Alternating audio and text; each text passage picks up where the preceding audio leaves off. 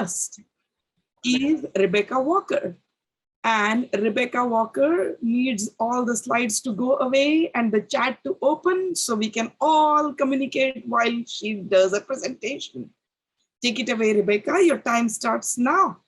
Thank you, Sandeepa. So this is an event where you're going to need to participate, so pay attention. I'm Rebecca Walker with Cambiati Wellness, and we help people bring their bodies back to health using food, herbs, and vitamins therapeutically. And today we're going to do something a little bit different. Here with me, I have an actual sheet of different statements, and you guys are going to tell me whether they are true or they are false. So I can see all of the galleries, and the surest way to get me to call you out is turn off your video or not be paying attention, but please participate. So our first true or false today is, I would know if I had a serious gut issue. Is that true or false, you guys? False. Oh, I like it. All right, so we have lots of false in there. You're correct. In fact, a lot of times gut issues don't have any symptoms, or they may be symptoms that you might not be connecting to gut issues. For example, I've talked about anxiety before. That's very commonly related to the gut microbiome disturbances. So are things like carb or sugar cravings or weight gain. A lot of people that are struggling with weight gain may blame it on other reasons when it may be the gut microbiome that's causing those problems. So the best way to find out if there's a gut issue is to do a gut microbiome. This test kit right here actually can tell us what's happening with good bacteria, bad bacteria, parasites, and all kinds of other things that are lurking there that may be causing problems for clients. So how do they know if a gut microbiome test is right for them?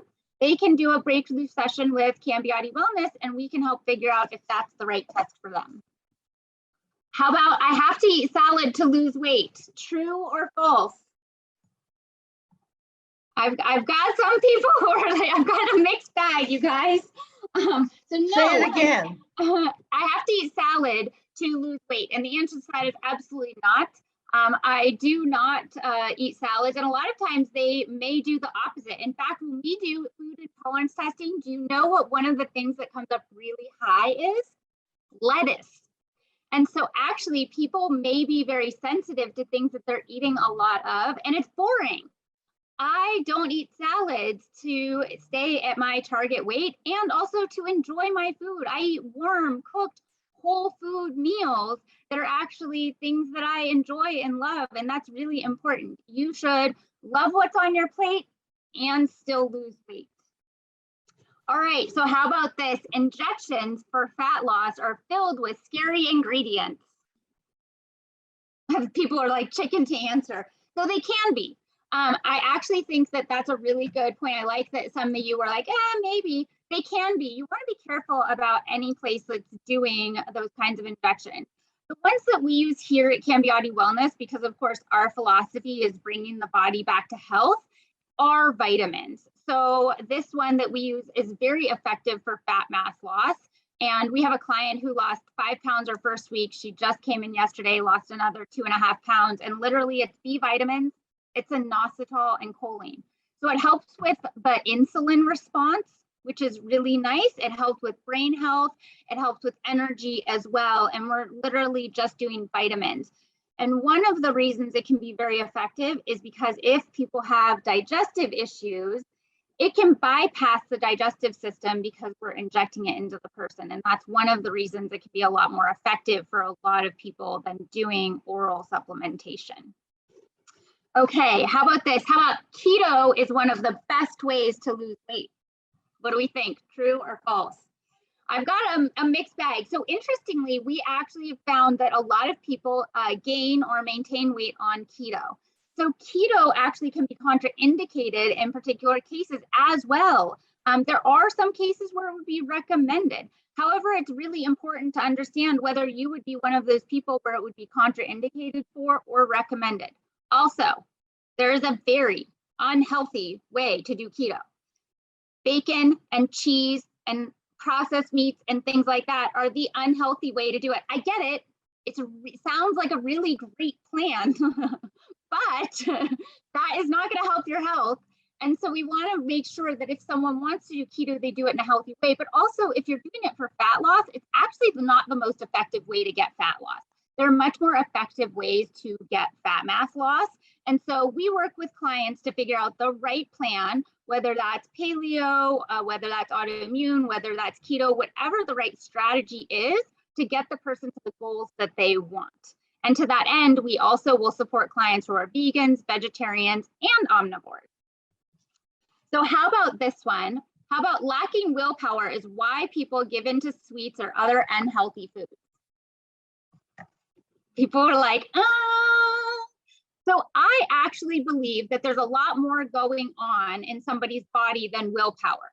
I don't believe that you can just rely on willpower to not eat a food, especially one that's highly processed, that maybe has that perfect blend of fat and sugar and salt.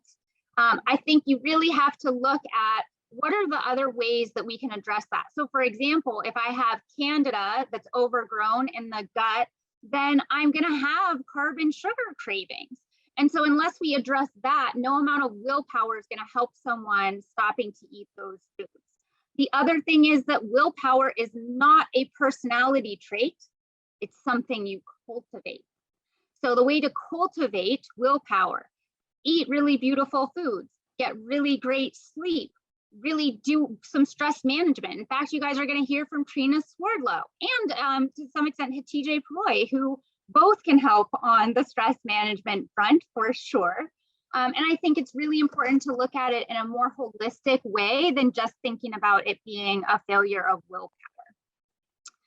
So how about this one? Weight gain is often caused by the thyroid. What do we think, guys? True or false? I love TJ's getting all the like, so What's yes. it say? Say it again, I didn't get it. Sure. I'm going to talk about the thyroid. Weight gain is often caused by the thyroid. And the answer to that is a lot of times people blame the thyroid, but typically there are other things going on. So a lot of times when you go to the doctor, they may test your thyroid, but the challenge is that they're only testing this much, and we actually need to test this much. So for example, we just recently tested someone and they had been to the doctor and gotten tested, but what they missed was a marker that actually showed that they had an autoimmune disorder. And so we were able to actually work with the client to get the proper diagnosis, and that way she had the right things. And they completely missed that at the doctor's office. Now, most of the time, the thyroid gets unnecessarily blamed for weight gain. There are actually a lot of other reasons that people gain weight, whether that's the gut microbiome, food intolerances, whether we just need to rebalance the insulin response and hunger hormones. There's a lot that goes on with that. So at Cambiati Wellness, is it true that we are the best nutritionist on Yelp, a neighborhood favorite, and voted best dietitian of the East Bay? That is true, absolutely. And you should send all your referrals to Cambiati Wellness by saying, because of my relationship with Cambiati, I can get you a complimentary breakthrough session with a nutritionist. Then we'll get to know them and we'll make a perfect recommendation for them. I'm Rebecca Walker with Cambiati Wellness, helping people transform their lives. Good job, Rebecca.